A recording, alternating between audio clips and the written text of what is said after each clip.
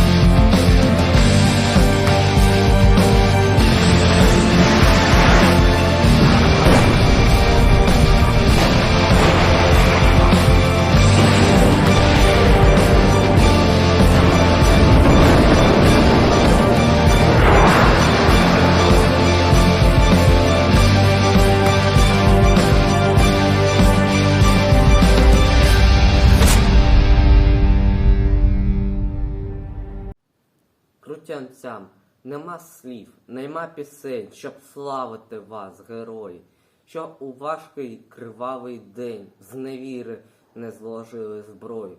Ви сміло виступили в бій, хоч ворог йшов, страшний, суворий. В душі не було молодій, перед сильнішим злом покори.